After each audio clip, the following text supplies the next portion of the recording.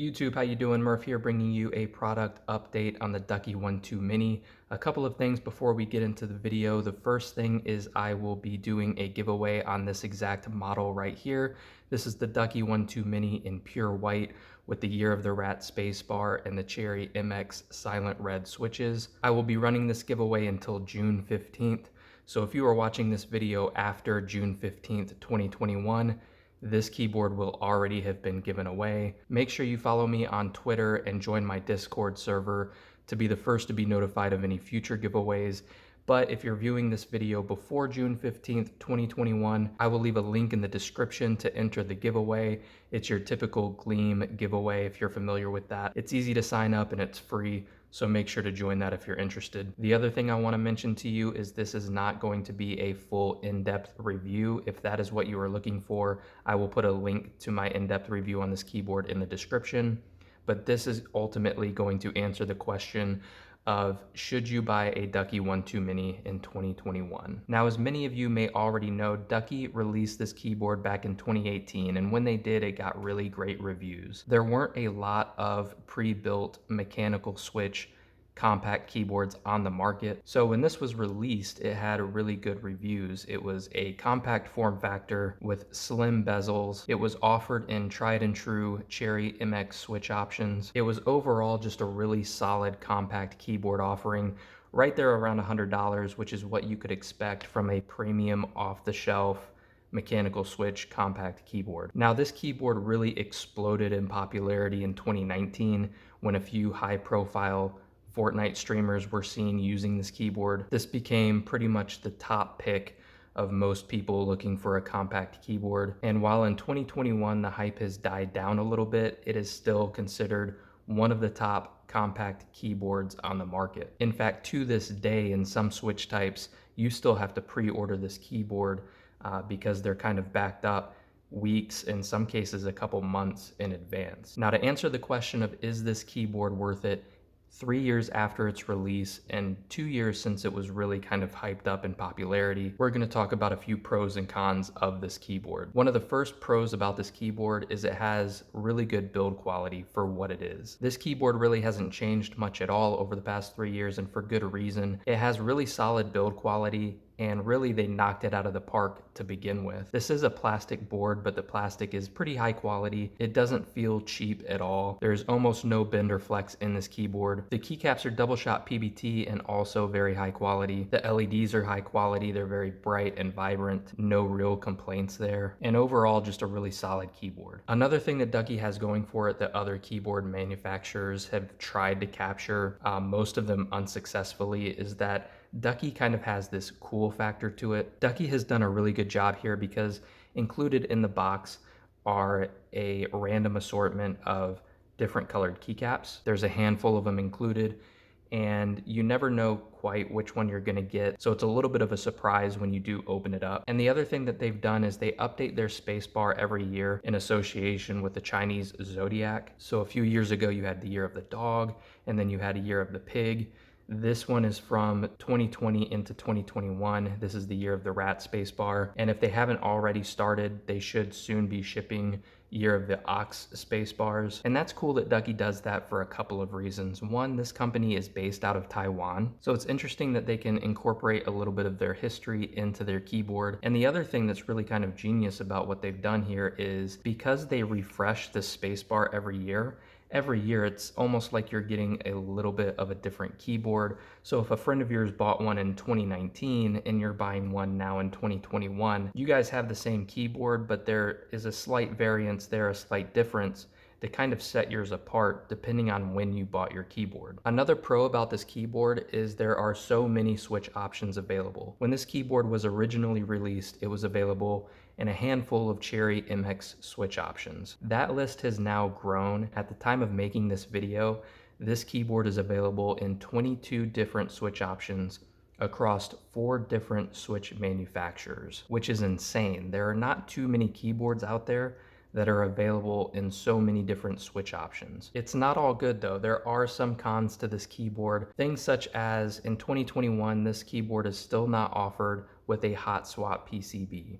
This one isn't really a big deal for me personally, but it could be a big deal to a lot of people. More and more, you're seeing compact keyboards come out with hot swap options, some of which even significantly cheaper than this keyboard. Ducky has only done a hot swap PCB in one of their 1-2 series keyboards, and that was the limited edition Year of the Rat that came out at the end of 2020, and they only made 2,020 of those units, and they did have a hot swap PCB in there, and it was a great PCB.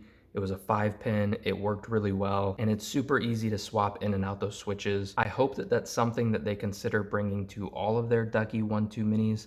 Only time will tell if that will actually happen, but at least right now, that's not available. For me, it's not really that big of a deal, especially since I've used so many switch types. I kind of know what I want to buy in the first place, but it can be useful to swap out those switches, so do be aware of that. The second con of this keyboard is a much bigger deal to me, and I think it'll be a much bigger deal to you guys as well.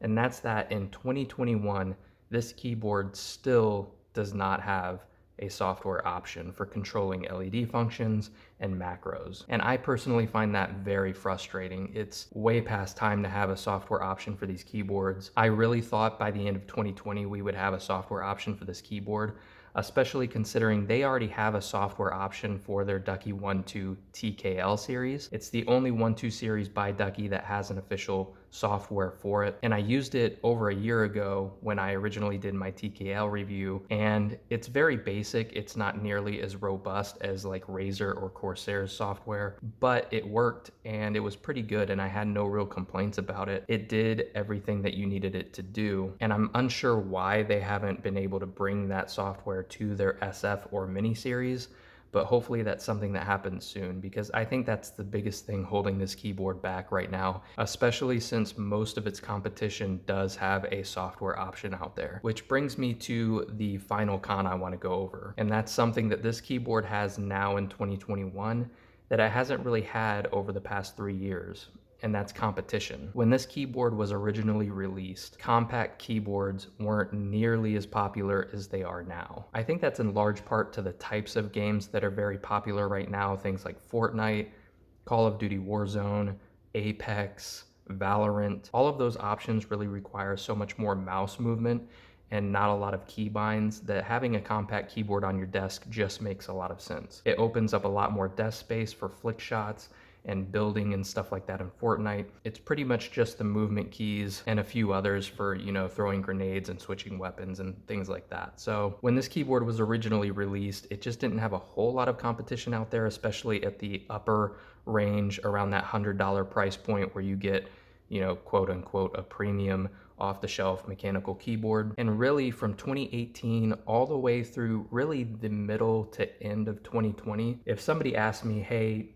price isn't really an issue, I just want the best compact keyboard on the market off the shelf, which one should I get? I really had 2 recommendations. My response would be, if you need wireless, get the And Pro 2. If you don't need any wireless functionality, get the Ducky 1-2 Mini.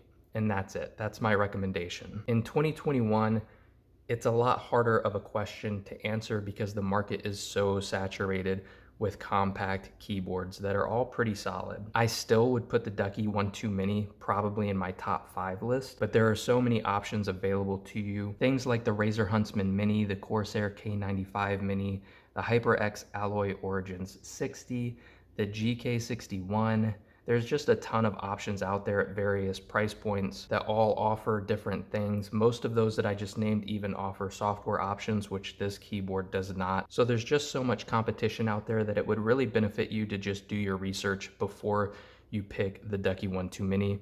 It's still in my top 5 list. And personally, if they came out with a software option tomorrow, this would jump up pretty much in my top 2 or 3 choices. Like I said, I think the main thing holding this back in 2021 is just the lack of software. It just makes it a little bit more tedious to switch the LED functions or program those macro functions. So just be aware that there are so many compact mechanical keyboards on the market right now that you do have a ton of options.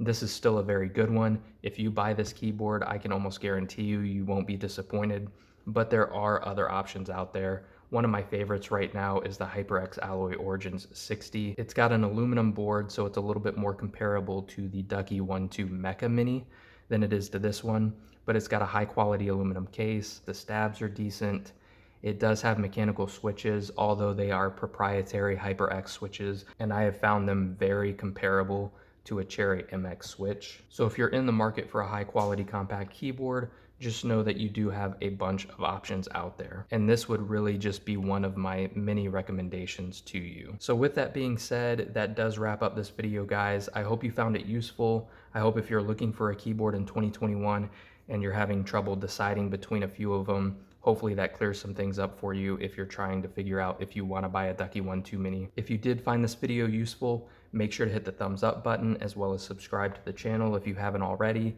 and YouTube, we'll catch you later.